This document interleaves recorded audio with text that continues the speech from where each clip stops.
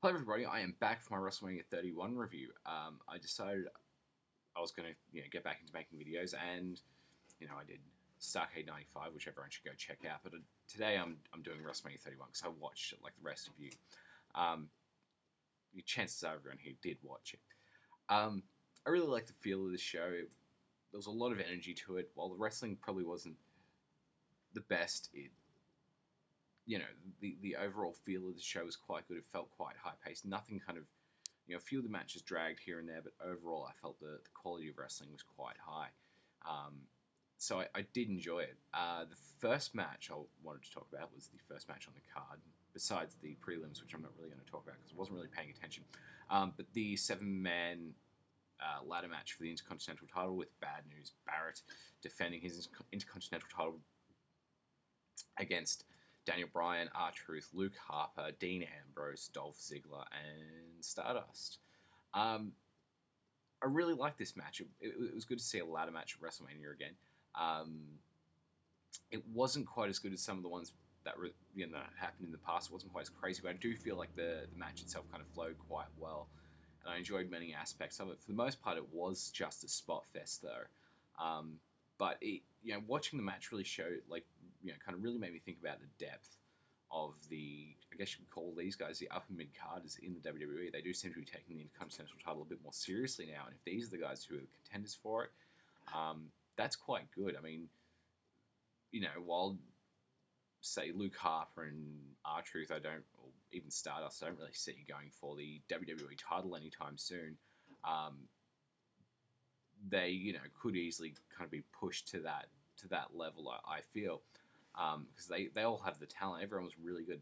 I really Some of the things I really like, or some of the spots I really enjoyed in the match were just the way it started. All the dives really got me into it straight away, got my attention.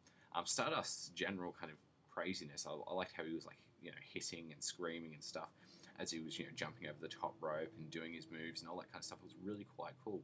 I liked how he had his own ladder, and then Bad News Barrett broke one of the rungs off and started beating everyone else with it. I also, probably my favorite spot of the match was when Luke Harper powerbombed Dean Ambrose through the ladder that was propped up between the guardrail outside and the apron. That was quite cool. Overall, I'd give the match 4 stars out of 5.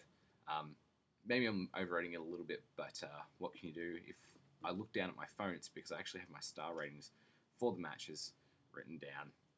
But it was a good way to kind of start off the show. It had no real story to it, though. But when Daniel Bryan won, they did make a big deal out of it, and afterwards they did have a promo with a lot of former Intercontinental champions, kind of making it seem like a big deal. So that's good. I mean, the Intercontinental title hadn't really meant a lot for a long time, so it's good to see them taking it, at least seem like they're going to be taking it seriously. I just wish they would do the same thing with the tag titles, because that would be nice. Also, next we had Randy Orton versus Seth Rollins. The story of the match going in was Randy Orton was the former face of the Authority now, and guy who they pretty much said was the future. Now he's kind of the present, but Seth Rollins is the future. It was quite a good match. I thought Rollins was his usual very good self, doing a lot of flips. Randy Orton seemed to be working a bit fast. I mean, the match did slow down at a few points in it. It was a lot of back and forth action. Randy Orton actually did a crossbody, but for the most part, the story it was back and forth action with J&J Security getting involved from very early on, and they got involved later on as well, and Randy Orton had to take care of them as well as Seth Rollins. Some of the stuff I really enjoyed about it, was the fact that Randy Orton was doing a bit more. Usually, I find he's quite bland and quite boring because he doesn't really do too much.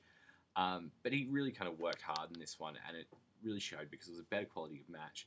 My favorite part of it was probably the finish when Seth Rollins went for the curb stomp. So ran up, stood around at the back of Randy Orton's head, and Randy Orton threw him up basically. And so it was kind of like a super RKO when he came down. I'll give the match 3 stars. The work was good, but as I said, sometimes it felt like the match dragged a little bit. They showed Ronda Rousey and the 4 horsewomen who were in the crowd. I don't know if all 4 of them were. I definitely recognised 3 of the 4. And yeah. The next match was Sting versus Triple H. It was on quite early, which I was a bit shocked about because this was one of the matches I was really looking forward to more than any other. I really enjoyed Sting's entrance with the Japanese drum band and all that kind of stuff, and then coming out, he seemed like a big deal, and the crowd was really into him. Triple H had this massive entrance with the Terminator shit and Arnold Schwarzenegger, and you've got to see it. It was just so overdone. But I mean, WrestleMania is a place to overdo things, but I sometimes feel like if they did these kinds of things at other pay-per-views, would people start to see those other pay-per-views as being a big deal as well, such as SummerSlam, as opposed to just putting on a really good card. The match itself was quite good. The early part of it really was almost like Sting versus Flair, with Triple H taking on the role of Ric Flair. Of course, the problem with that is Triple H was noticeably much bigger and younger than Sting, and should have been more explosive. The work though I felt was quite good. Sting was getting the upper hand early on to the match. DX came out though and distracted him. Triple H got the upper hand. Sorry. And then the NWO came out, and it's like, oh, who are they coming out for? And it was going to be Sting, so it could kind of even the odds.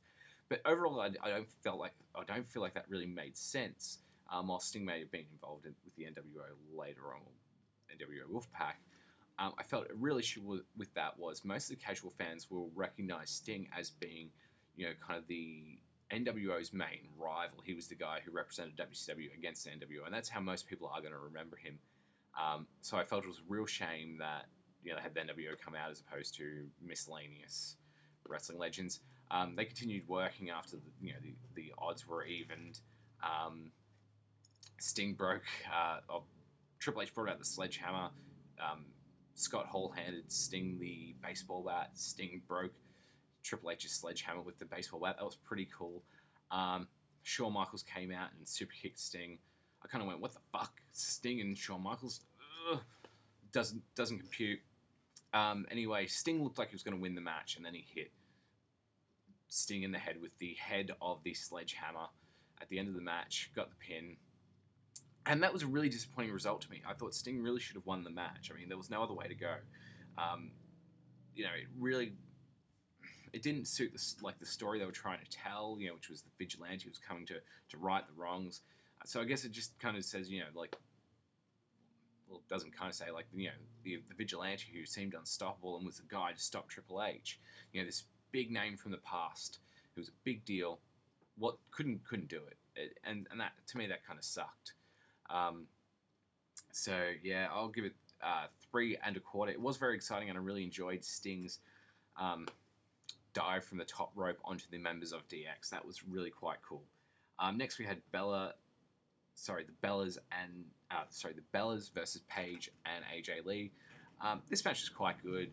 AJ Lee was getting knocked off the apron, selling like she was dead. Got the hot tag, came in, won the match. 1.5 stars. The work in the match was really good, but what they needed was more time. So that was really unfortunate that they didn't get more time. Yeah, as I said, 1.5. Whatever. US title match. John Cena versus Rusev. Rusev had this big military-themed, entrance. He came into the building riding on a tank, walked out, did his whole poses in the middle of the ring. Cena had a video package which showed all the former presidents. I was surprised he may have been getting heat because he had George Bush in that video package. It was a very patriotic video package. The match itself, I thought, was pretty cool, with Rusev dominating early, being the big monster heel, beating on Cena, beating the shit out of him like quite a bit. The crowd was kind of sitting on its hands for a lot of it. Cena made a comeback and then booed when he did. Rusev continued to beat the shit out of Cena. Cena actually worked pretty hard for this. Did an interesting spot where he bounced off the second rope and caught Rusev and gave him a stunner. So that was pretty interesting. Rusev used a diving headbutt. I don't think I've seen Rusev jump from the top rope before. Maybe he has, but the diving headbutt, that was pretty cool. And then at one point, Rusev had him in the accolade, and Cena started to stand up, and I was kind of hoping it would be like a Hogan Iron Sheik moment where he drops him on his back and then hits him with a leg drop or something. But that didn't happen. So he just kind of stood up and, the match continued for a little bit. Lana got up on the apron. Rusev kind of went to hit Cena. Cena moved. Rusev hit Lana, hit him with the Attitude Adjustment, won the match. The work was really quite good in this match. It was relatively simple with Rusev playing the monster heel and beating down Cena. 3 stars. There wasn't anything too great besides the actual work itself. It was quite a high-paced match considering how big these guys are. So I was quite impressed. Then we had a great heel promo from Steph and Triple H.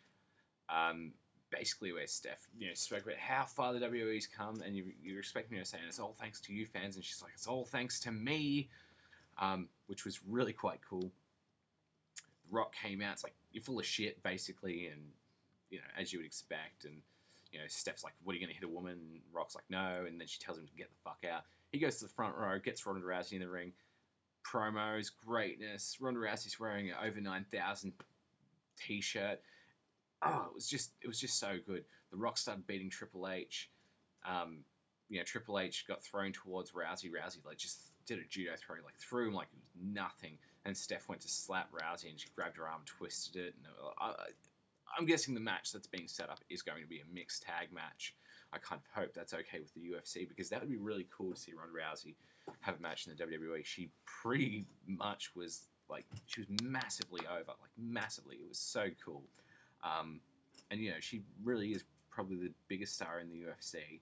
And if she was to have a match in the WWE, that would be fantastic. Fantastic to see.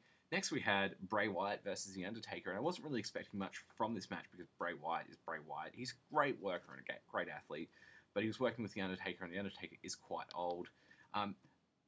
The entrances were quite cool with Bray Wyatt. It was a bit different for Undertaker because he came out during the day, and it was a pretty simple entrance for him. But Bray Wyatt had these scarecrows which he kind of touched, and they came to life and followed him to the ring and then fucked off. The match itself, though, I felt the story kind of was, and I will say this: The Undertaker looked fantastic and moved around quite well early in the match. But the story of the match, I felt, was The Undertaker was getting older. Now, the way the match actually, I didn't expect to go too long, because when it started, Undertaker was getting a lot of his spots hit really early, old school, the leg drop on the apron, all that shit. He did that really quick. Then for the next, probably half the match, Bray Wyatt was dominating. Then there was some back and forth, Sister Abigail. There was some good reversals and things, going on in there. It told a really cool story where Undertaker really looked like he couldn't do it anymore, and you kind of thought, when he's going to lose again. He didn't. He won again.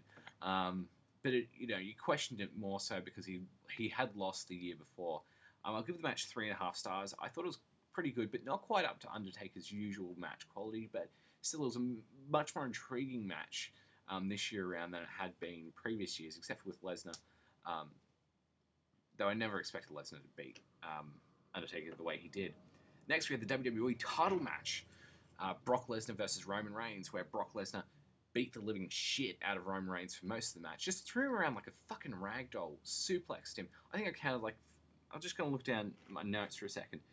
Just trying to see how many different suplexes he did. I think he did a total of 12 to 14 different, not 12 to 14 different suplexes, but 12 to 14 suplexes in total.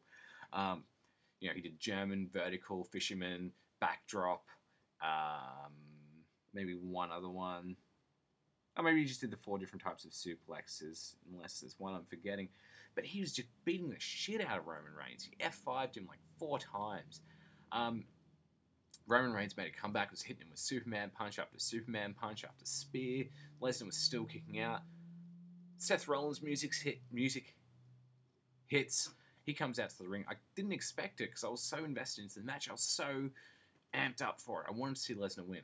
Fuck Roman Reigns. Everything he did got booed, so it was good.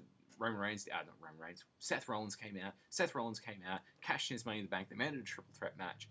And then, he started taking advantage of the fact, the guys that were in there. The finish came when he tried to, he curb stomped Lesnar once, then went for a second one.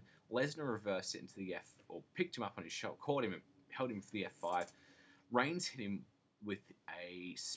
Lesnar with a spear. Of course, while Reigns was down, Seth Rollins hit him with a curb stomp, pinned him. 1, 2, 3. New champion is Roman Reigns. Lesnar wasn't pinned, so he still looks like a fucking monster. Reigns can still be kind of pushed as the top guy, but it kind of delays his ascent to the WWE title and probably gives him a more credible opponent going forward. Whereas Lesnar, I do hope he wins the title again, but I don't think it's entirely necessary.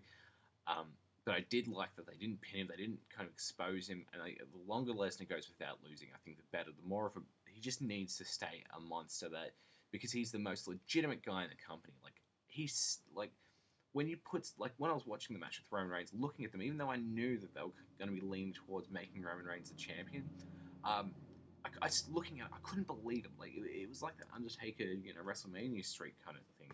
You can't believe that he can beat him. And I, not only that, but I didn't want him to, because Lesnar is just such a fucking freak, and he's just so good at everything he does. I give that match 4.5 stars, and overall, I think I'll give WrestleMania 8.5 out of 10. A very good WrestleMania.